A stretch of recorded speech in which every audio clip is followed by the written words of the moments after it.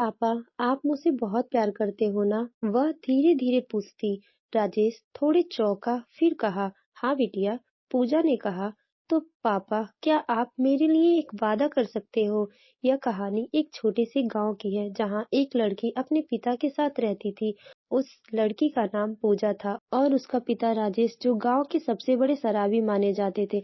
राजेश जी का दिल बहुत ही अच्छा था, लेकिन उनकी शराब की आदतें ने उन्हें एक अजनबी इंसान बना दिया था। वो हर दिन खेतों में काम करने के बाद अपने दोस्तों के साथ बैठकर शराब पीते थे और हर दिन खेतों में काम करने के बाद अपने दोस्तों के साथ बैठकर शराब पीते और फिर घर लौट आते।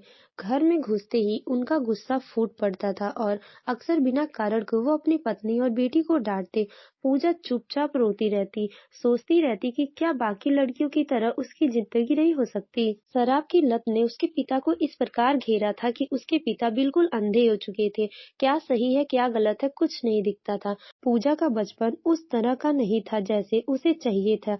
माँ का साथ कम ही मिलता था, क्योंकि वह भी दिन भर कामों में उलझी रहती थी।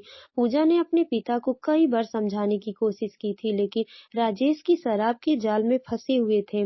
राजेश भी शराब को छोड़ना चाहता था, लेकिन वह चाह के भी उसको छोड़ नहीं सकता। जब शराब के नशे में रहता तो उसे शराब ही सब कुछ लगता। शराब के अलावा वह कुछ नहीं सोचता, और जब वह शराब नहीं पीता तो उसे अपने परिवार की फिक्र रहती। लेकिन पूजा ने दृढ़ संकल्प ले लिया था कि वह अपने पिता को शराब छुड़वा के ही रहेगी।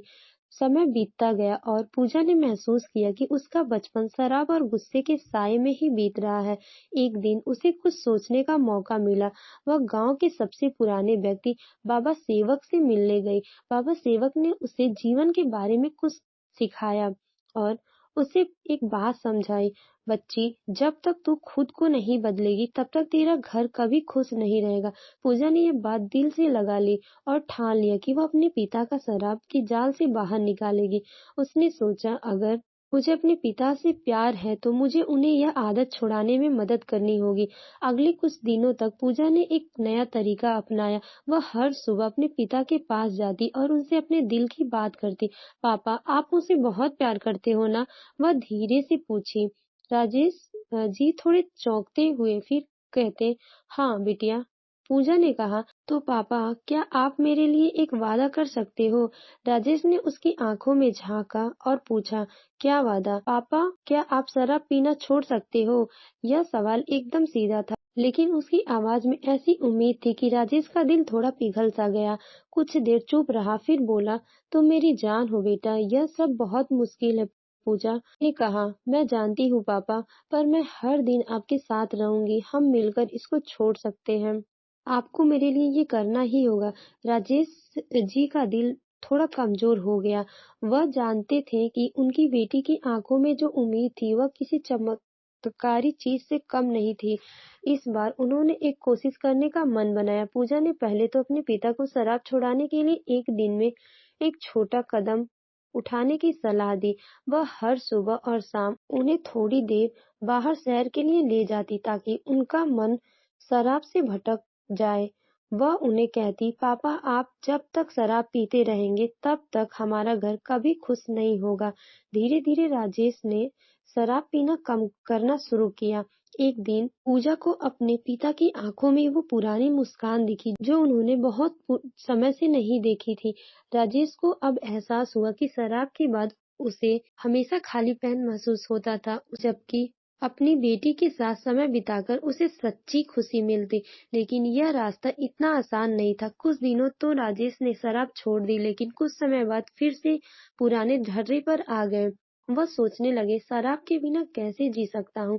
लेकिन पूजा हार नहीं मानी।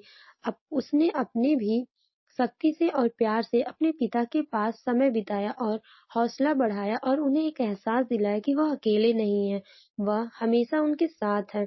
एक दिन राजेश जी ने पूजा से कहा, बिटिया, मैं नहीं जानता था कि तुम मुझे इस तरह बदल दोगी। तुम सच में मेरी जिंदगी का सबसे बड़ा तोहफा हो।